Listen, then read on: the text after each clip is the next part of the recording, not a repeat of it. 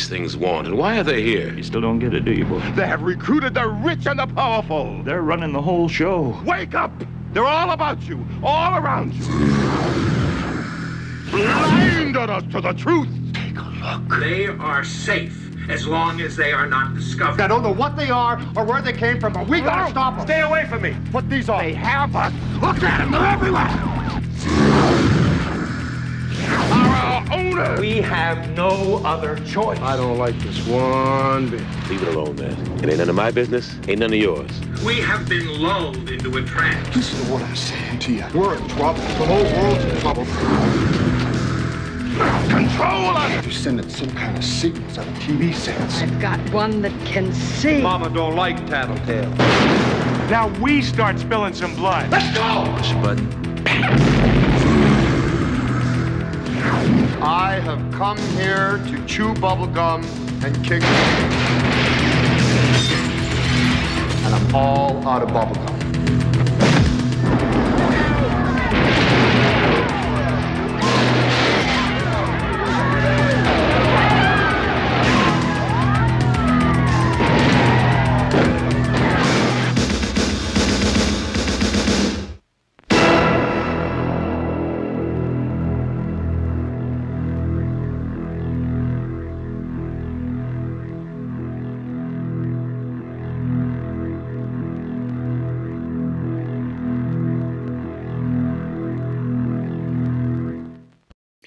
Hey everyone, this is Michael again, and welcome to another movie review. And said I was going to review this film.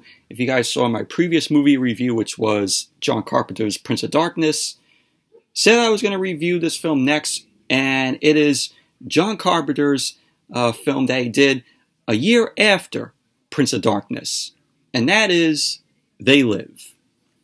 And the film stars Roddy Piper, Keith David, Meg Foster, and Peter Jason, and Susan Blanchard. And the film is based off a short story called 8 O'Clock in the Morning by Ray Nelson. Of course, John Carpenter wrote and directed the film. And this is a film that has a fan base. It's a part of pop culture. Heard it has a lot of street art that's done on the film. And this is a film that I've seen clips of years ago, but never the full film. I just finished watching the film today, and I really enjoyed the film. It's a very good movie, and it's very underrated. It's a very underrated Carpenter film, in my opinion. What the film is about is, it's about this homeless drifter, John Nada, who is played by the late great Roddy Piper. And he's in search of a job. This is set in Los Angeles. And he eventually finds a job at a construction site. He becomes friends with this guy named Frank, who is played by Keith David, who also works at the construction site. So Keith David's character ends up inviting Roddy Piper to live in this soup kitchen, which is in this shanty town. And one night, the people in this soup kitchen are watching TV, and there's this hacker that takes over the broadcasts. And this hacker ends up claiming that these scientists have discovered these signals that are enslaving the population, you know, some of these people, and keeping them in a dreamlike state. And the only way to stop it is to shut off the signal. So that same night, we have a police raid. The police end up destroying the soup kitchen, and the hacker and this preacher that Roddy Piper's character sees at the beginning of the film are then beaten by the police.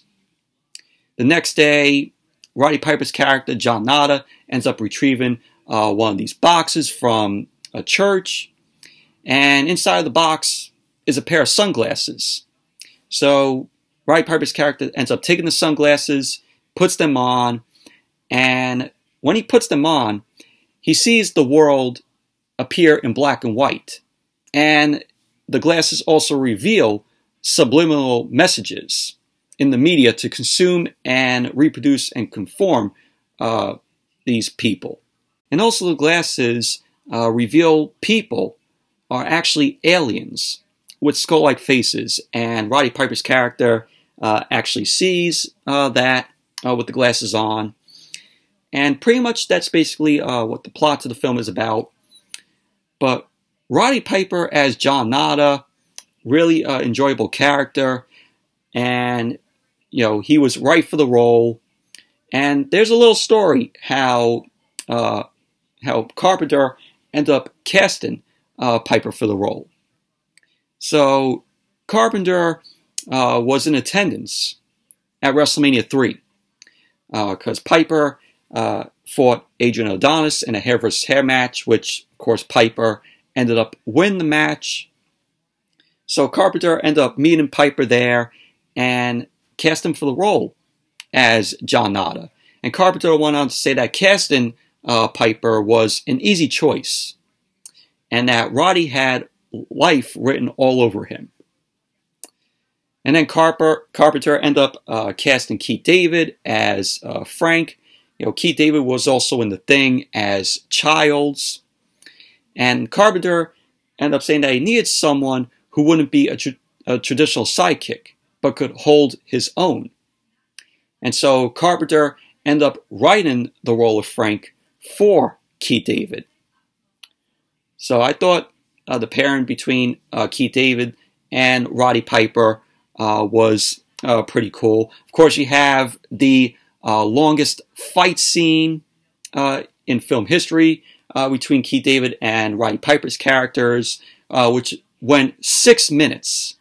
It was an alley brawl, and it was choreographed really well.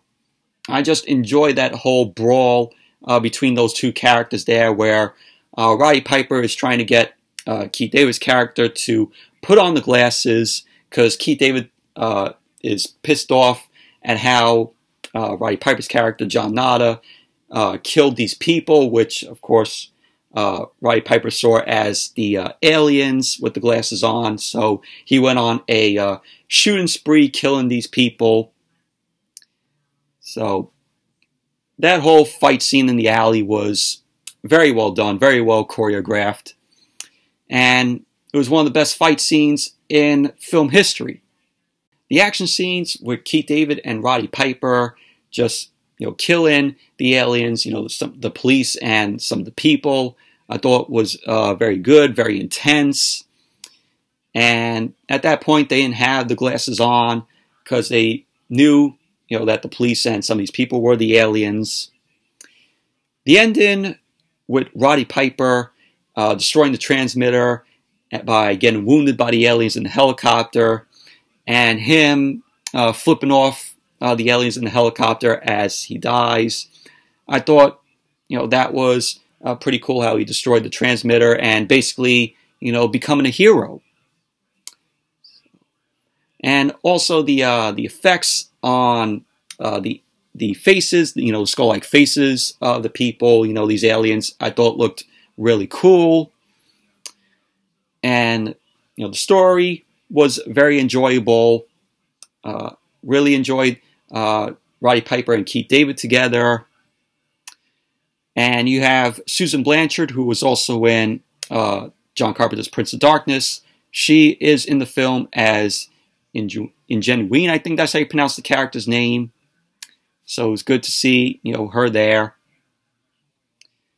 But They Live, it's a good movie. I really enjoyed it.